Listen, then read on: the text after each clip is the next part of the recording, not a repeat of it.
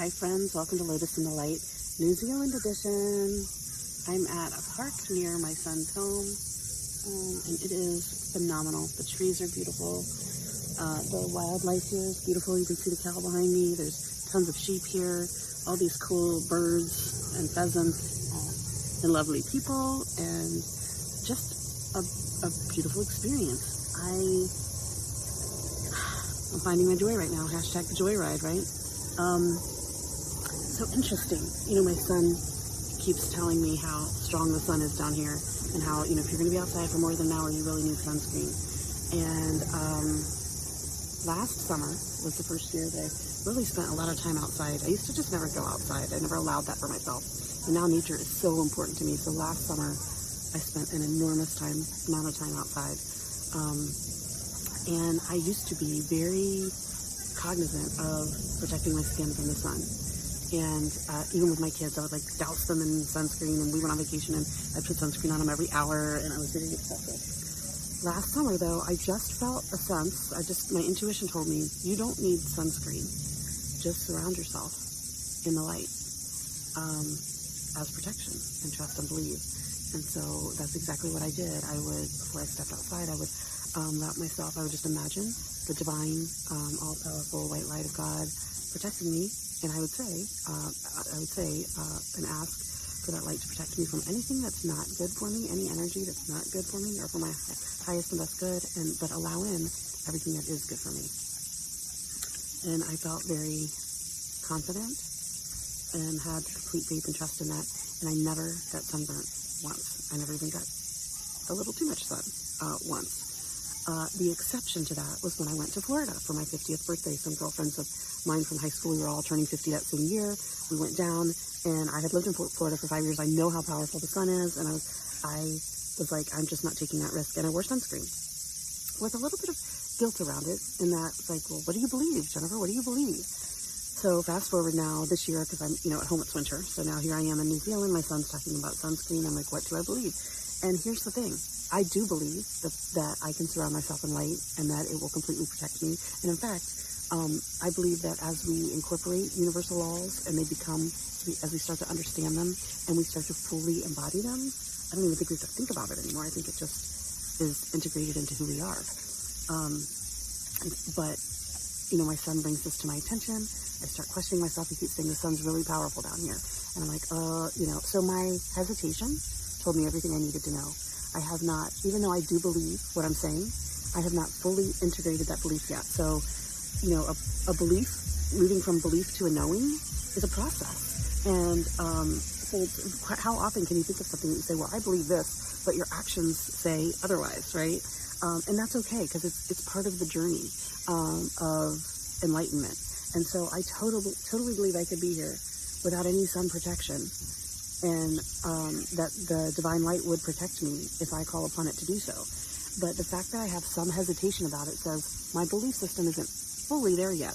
And in the absence of it being fully there, that doubt is just enough of a crack in that protection, right? It's just enough of a crack to allow then something in that would allow me to sunburn, right? So I opted to wear the sunscreen. But here's the difference versus last year when I went to Florida. This year I did it without guilt or shame. So I'm just embracing that that's where I am in this journey. I know this other truth, and I'm working into the full integration of that truth. But until I'm fully there, I don't feel bad about wearing sunscreen. I feel blessed that I have something to protect me until I fully remember, know, understand, and in a fully integrated way, fully not knowing here, but knowing here that I am 100% protected. And until I can believe that with a whole body yes.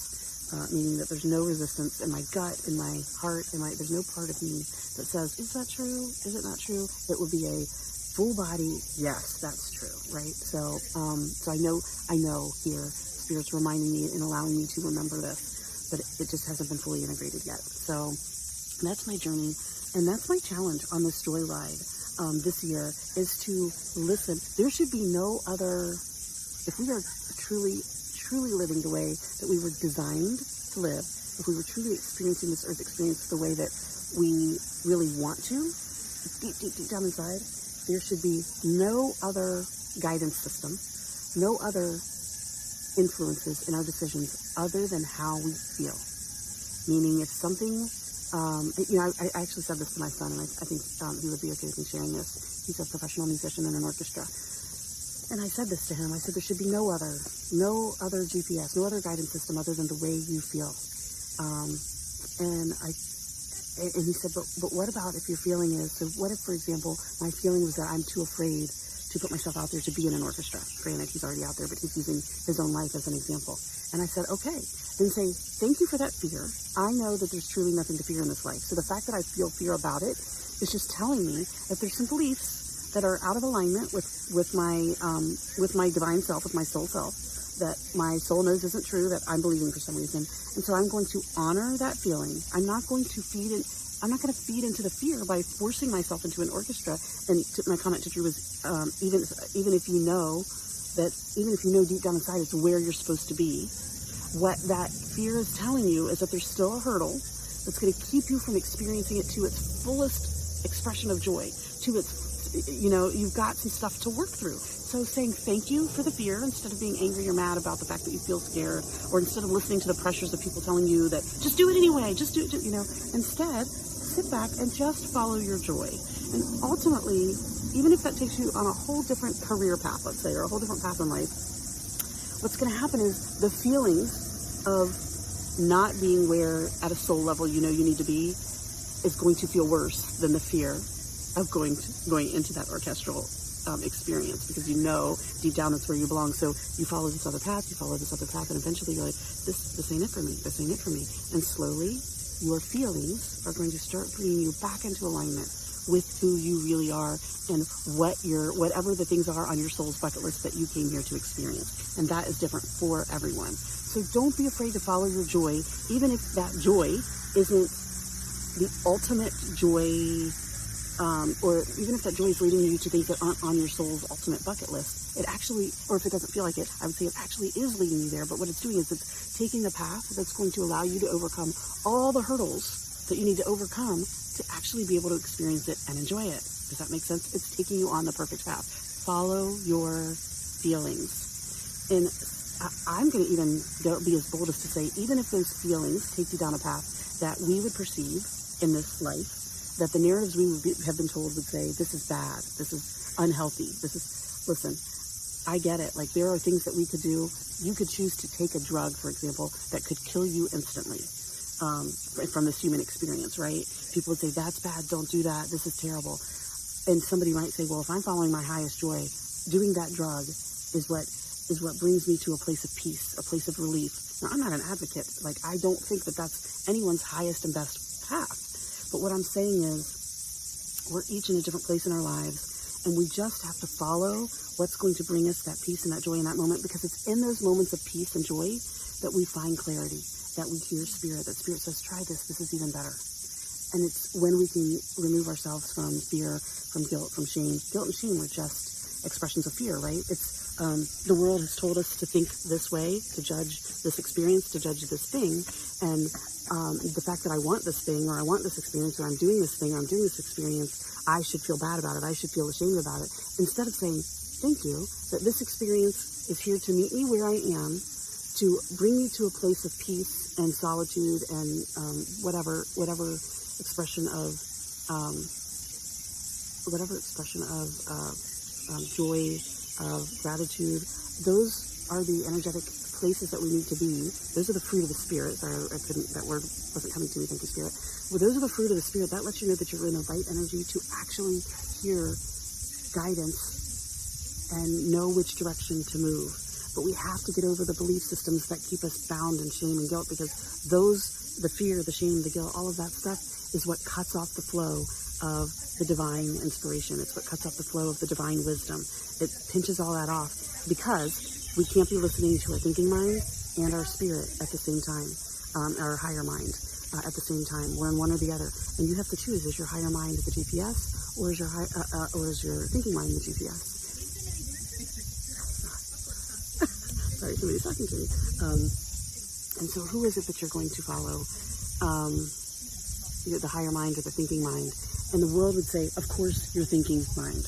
And what I would say is, your thinking mind is a tool to help you navigate. You wouldn't get in your car and say, car, where should I go? Right?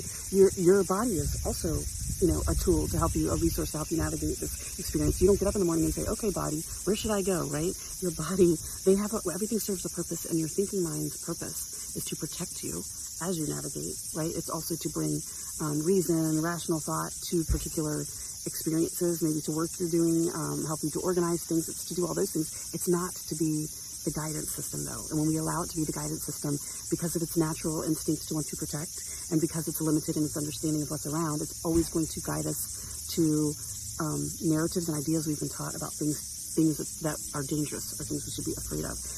Follow your feelings. That is the only way. Follow the joy. It's the, if we want to call it right path, we're just here to experience, right? But at the end of the day, we don't have to suffer in that experience. We choose to suffer by the narratives we believe. Every time you make a decision today and you say, boy, I'd rather be doing this, ask yourself, then why am I not doing it? Those are the beliefs that this is selling you, that tells you have to be doing this other thing.